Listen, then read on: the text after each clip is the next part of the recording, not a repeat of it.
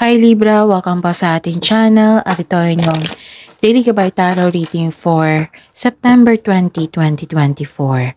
Please be reminded kung naka-resonate kayo, comment down. Kung hindi kayo naka-resonate, ibigay niyo po sa iba kasi channel reading po ito.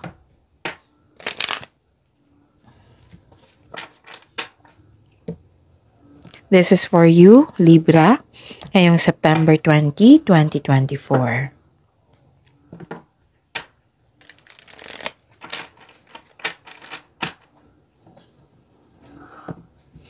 Maraming salamat po sa inyong patuloy na suporta at maraming salamat din po sa mga hindi nag-skip ng ads. Gamitin ang reading na ito bilang gabay lamang sa mga hindi po nag-subscribe. Subscribe na po kayo at click bell notification para malaman nyo na may bago tayong video. Para po sa mga gusto magpa-reading po, may lumabas dyan sa screen nyo ngayon. Panoorin nyo po at sundin ang instruction.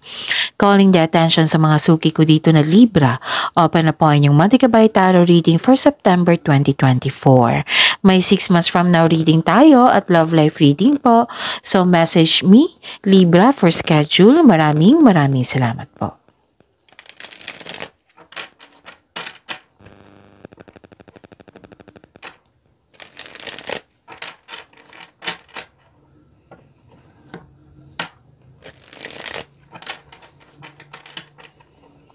Para po ito sa inyo Libra ngayong September 20, 2024.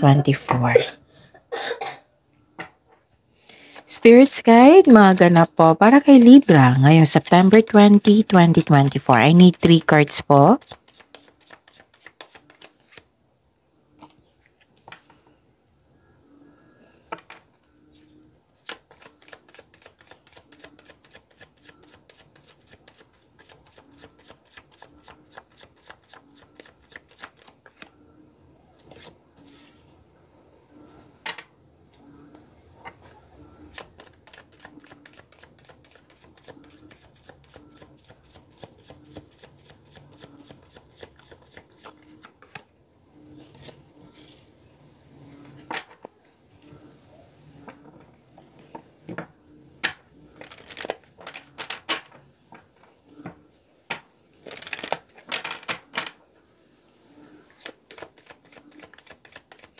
Spirits Guides, Angels, Archangels, Guardian Angels, message po para kay Libra ngayong September 20, 2024. I need 2 cards po.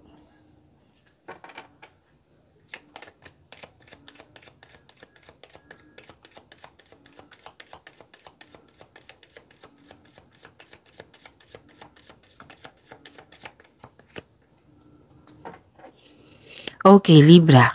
Ngayong September 20, 2024, wow! Success in money. This is, may parating po na malaking pera sa inyo which is expected nyo po ito. Pwedeng marami kayong transaction ngayon. Pwedeng maraming customer, maraming orders, kliyente, project. Yes, na magbibigay sa iyo ng malaking pera. This is expansion po, Libra. So, claim nyo to ha. Success in money, prosperity. This is cash flow, transactions, richness. And, yes, another success ito. Dalawang card na nagsabi dito na may success. Pwedeng sa career ito. Pwedeng sa naka-receive kayo ng fame, nakilala ka sa iyong galing at talino. Tapos, nag-iisip ka, marami kang ideas na naiisip, lalo na't paggabi. Nagpaplano ka regarding sa iyong goals sa buhay, dreams sa buhay. And may nakita ko dito, may nalaman kang katotohanan, yung may nalaman ka na may taong hindi totoo sa inyo. Pwedeng nangyari, pwedeng lumabas ito kahapon sa inyo, Libra, kung hindi ako nagkakamali. So, that is a repeating message. Yung sabi ko sa inyo parate na give attention kung repeating message yan. Kung maaari, bigyan nyo po ng solusyon at aksyon. Okay? And mag-ingat kayo sa isang taong mahilig manira. Tapos ingatan din yung money mo. Okay? Kasi may nakita ko ditong loss. Okay? Baka mawala or mapagasta or kinuha. Pwede din na may nagsinungaling sa iyo kasi may taong hindi totoo sa inyo. Yun. So, mag-ingat kayo sa kanya kung pwede iwasan mo siya. Okay? Yun. Pwede nagkaroon ng loss of connection dito. Yung hindi nag-uusap, kasi nagsinungaling siya, ganon. So, claim the prosperity, this success in money, success in your career, kasi may nakita akong fame dito. Yan yung i-claim nyo at pagyamanin. Kung ano yung dapat iwasan, iwasan nyo po kung pwede po. Sabi pa ni Archangel Haniel, notice how the moon affects your energy and manifestations and capitalize upon these cycles. And nagsabi pa ni Archangel, si Archangel Haniel pa rin ito. Favorite ka ni Archangel Haniel. Sensitivity. You're extra sensitive to energies and emotions right now.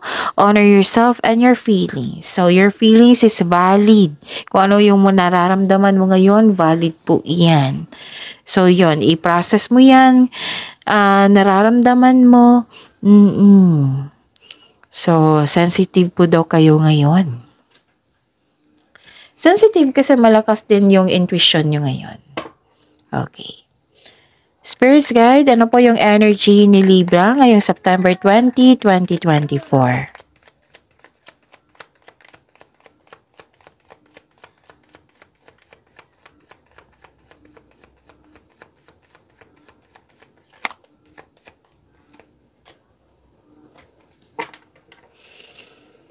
And the clarification of this card po,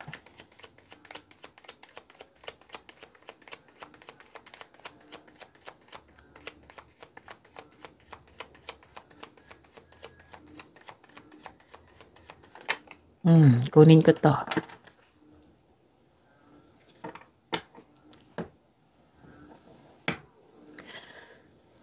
Okay, para hindi kayo maguluhan, para hindi kayo malito at makalimutan, panoorin niyo po yung last 4 days Gabay Tarot reading niyo po. Like for example, napanood niyo ito ngayong September 20, 2024. Panoorin niyo po yung 19, 18, 17, 16.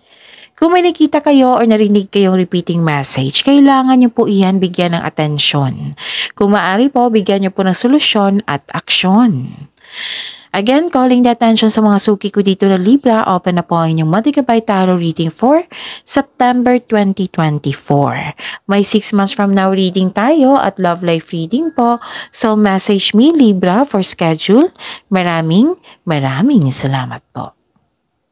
Okay, what is your energy, Libra? May celebration, may togetherness, pwedeng reunion ito.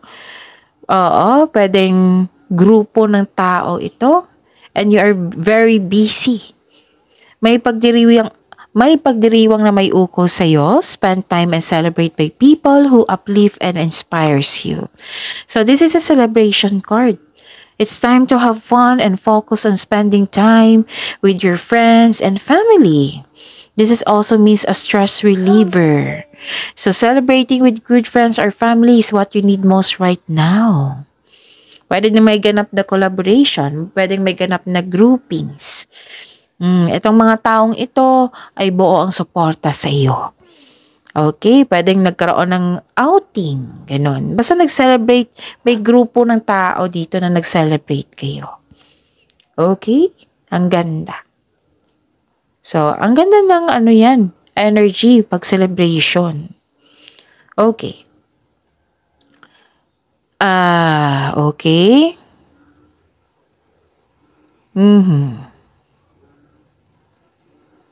Nakikita ko dito na maalaga kayo, Libra. Maalaga kayo sa inyong career and money, maalaga kayo sa inyong mahal sa buhay, sa inyong sarili, mapag-alaga, mapagmahal, maalalahanin.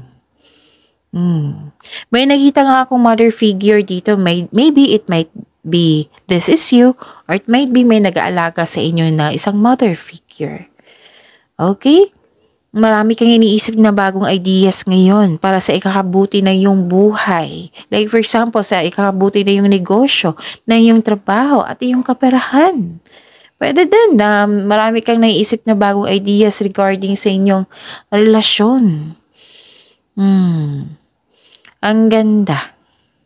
Ang ilan sa inyo, nagde-decorate dito sa bahay, sa kwarto, nag-spend time ka sa bahay. Yun. Okay. So, ang ganda. Ang ganda nito. Ang ganda ng energy nyo ngayon. Very relaxed. Spirit's Guide, Career and Money po ni Libra ngayong September 20, 2024.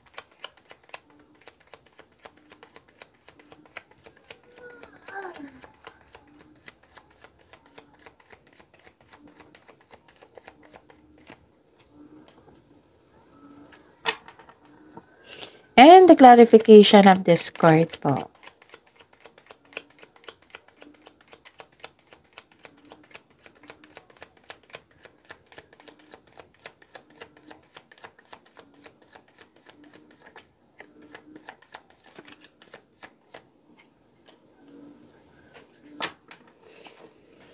Napanood nyo na ba, Libra, yung weekly gabay tarot reading nyo? Nakafocus po iyon sa career and money. Kung gusto nyo magkaroon ng another message for career and money, andun po. So, may hope and healing. Parehas kayo ni Gemini, may binigay na blessings na hope and healing. And this is also success, ha? 3 cards na po nagsabi dito na may success. This is opportunities. This is renewal. Nagkaroon ng faith. May unexpected help. Yes. Okay, this is money luck. 2 card na po nagsabi niyan. Prosperity, success in money, money luck pa. So, ano pang hinihintay nyo, Libra? I-claim nyo na ito. This card may also indicate that you're healing from money or job loss. Na nagkaroon ng healing kasi may binigay nyo sa inyo na opportunity din. Okay? Para sa mga negosyante, you may be guided to begin a new business po. Or you have a hidden talent na magagamit mo para magkaroon ng karagdagang income. Okay? And this is also awards and fame. So, yung sabi ko kanina sa inyo dito na may nakilala ka, nagkaroon ng recognition. Nakilala kasi yung galing at talino sa inyong kontribusyon dyan. So, this card also tells us na may na-receive kayong awards, compliment, recognition, fame. Yan. You're healing from the past and feeling hopeful for the future. May pag-asa kang madama, maging positibo at gumawa ng paraan. This card offers hope and guidance. Kung nahirapan ka ngayon, have faith that your luck is about to change for the better. 2 card na po nagsabi dito, you are very inspired para bumili ng gamit dyan sa bahay, para mag-decorate, mag-renovate ng bahay. So, all your dreams are coming true, Libra. So, claim nyo yan, Libra. At nakikita ko dito na syempre marami kang ideas na naisip. Naging creative kayo, busy kayo ngayon. Yung nag-iisip kayo regarding sa ambisyon nyo sa buhay, goal nyo sa buhay, dreams nyo sa buhay, which is lumabas din dito at dito. Ang ganda ng cards nyo ngayon, Libra. Claim nyo na ito. You're feeling powerful and enjoying being recognized in the workplace. So, another card, this is a 3rd time na nagsabi dito. 3rd card na po nagsabi dito na may recognition, fame, awards, compliments sa workplace mo. Para sa mga negosyante dito, sabi po ng card na makinig po daw kayo sa inyong intuition para mag-grow ang inyong business and take action toward increased prosperity. So, malamang, I consider this, may binigay na idea sa inyo yung intuition na kailangan nyong i-apply, bigyan ng action, para ito sa prosperity. Okay? So, this is a clarification of your card here, prosperity and prosperity. So, yun. You are creative and enthusiasm. Yan yung pinaka-importante. Yan yung part sa inyong para maging success kayo. And kaya nyo maging leader. Okay? Very supportive kayo sa kapwa nyo. Very passionate kayo sa gusto nyo sa buhay. Binibigyan mo ng time and effort yung passion mo.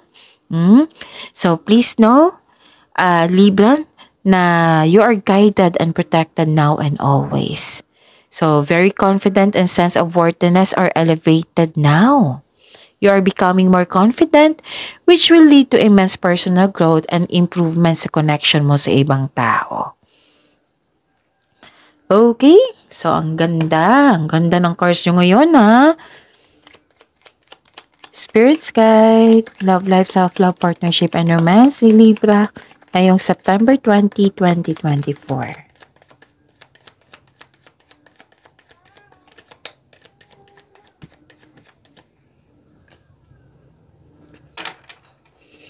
And the clarification of this card po.